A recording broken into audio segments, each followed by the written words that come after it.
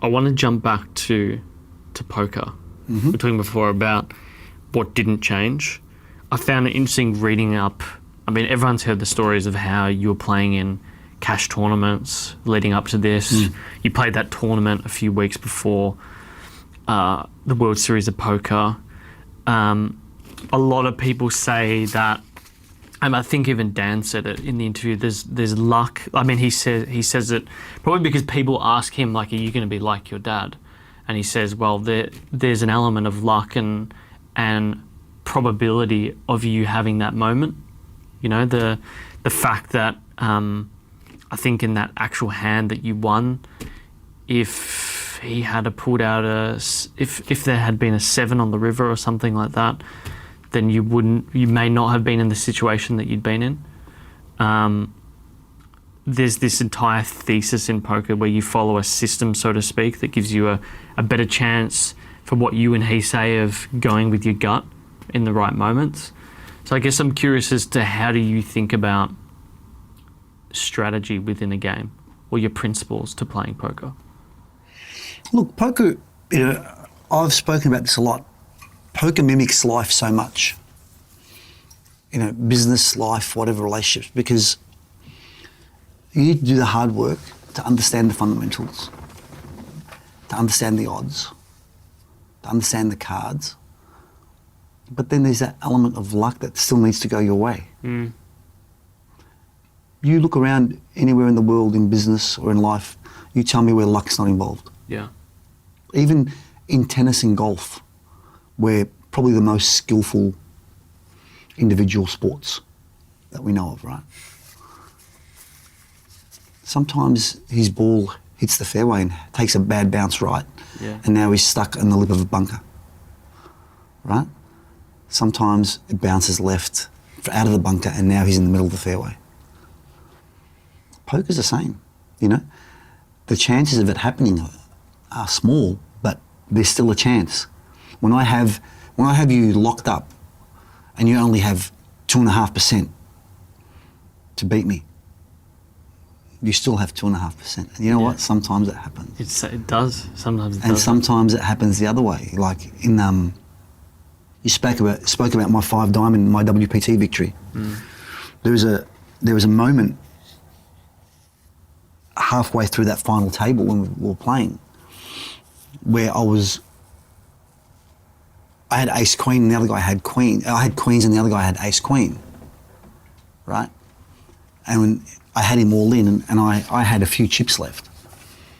And the flop came small and the ace came on the turn. And he had ace queen and I've got queens. There's only 1 queen left in the deck. I only had 2.5%, right? If I don't, like he got really lucky to hit his ace. He got super lucky to hit his ace. If I don't hit that queen on the river, then I've got no chips left and I'm probably going to be out next. And the commentator, I specifically remember he goes, Joe needs any queen of diamonds. There's only 1 queen of diamonds in the deck, right? What a comment. So he's being a smart ass and boom, the queen of diamonds rolls off. No shit. And that changed my fate for that second victory. So, and then I've had other situations where at very critical times in tournaments where I've got people dead to rights. And they've pulled it out of their ass. Yeah. And the same thing happens in business, dude. Yeah, I mean, look. The same thing happens in life. It's very, you know, it's You could normal. ask my dad this question and he would say the bounce in the 2010 grand final for St Kilda, the one we should have won. Same thing in 2009. He talks about like the Gary Ablett or Matthew Scarlett toe poke. You see? He's like, oh, St Kilda, we're just unlucky. But I don't know. I agree with what you. I 100% agree with what you're saying. But I do think as well there's an element to a mindset or a system that gets you to a place where you can't even be in that moment. Of course. Yes. Up until that moment. Yeah. Yeah, you need to have the right mindset, the right strategy, the right ability and the knowledge to get there. And that's, I've always said this, I say, you know, as long as I'm tapping on the window regularly, I'll get my time eventually, you know. And sometimes it can be years, you know, you just constantly, you're outside tapping and no one's letting you in. But you're there tapping at least. Yeah. Yeah, where other people are playing in the yard. There's an interesting book. I don't actually know how much you were an author on this, but it was The Flop Turn River, a hand-by-hand analysis of no limit Hold'em tournament poker strategies. Yep. Just bought that on Amazon. There's also the Pass the Sugar book, but I know that that's more biographical. So if people like this interview, they should definitely go consider Pass the Sugar. Yep. A lot of good reviews on that. How do you think about risk management, though? Because this is the thing. This is the number one thing that all people ask. Risk management. Like, I know that Daniel spoke about this in the interview, and I can see that he's gotten this lesson from you. Is that the game of poker, in a way, is building or accruing your chips slowly. So when you have those moments when you need to go with your gut, you can pull it off. But I guess people want to hear it from you, right? Well, I think sound financial strategy, relates across every aspect of life, whether it's, poker, business, or just life. In poker, what people do a lot is they don't manage their bankroll correctly.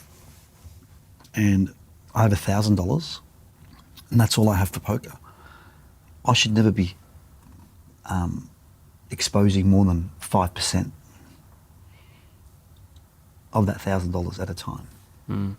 Because you can go for streaks and lose. I'm currently on a downswing, and in one game that I'm playing, I've had like 8 or 9 consecutive losses. Yeah. That I'm a big winner in the game. But it happens. But I try and keep my losses to a minimum. Yeah. Well, do you know what really shows that is there was a video I saw with a guy named Tim Ferriss. He's got a similar interview show, and he did a show on TV called The Tim Ferriss Show.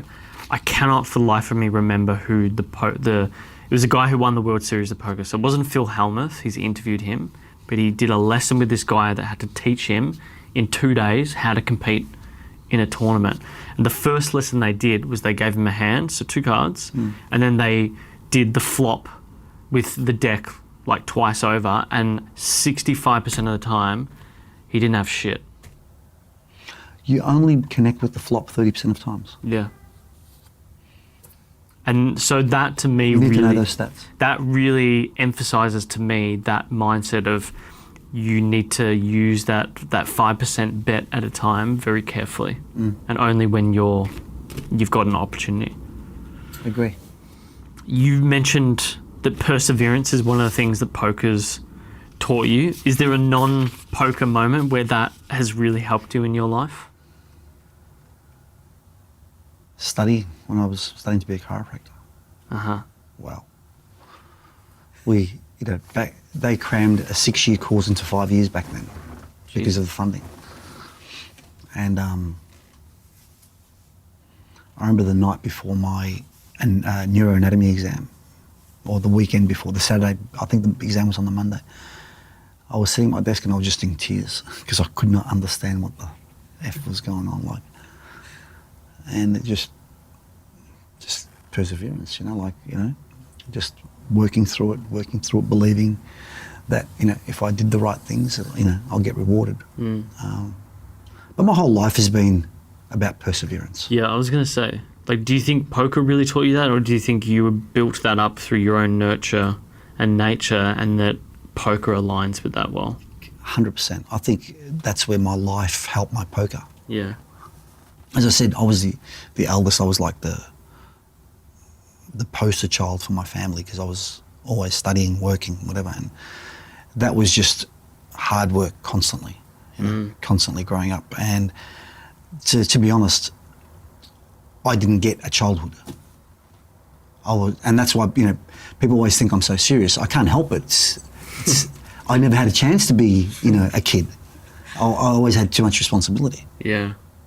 Fortunately for me, it hasn't backfired, and I haven't lost my marbles and decided to. I had a midlife crisis. Yeah.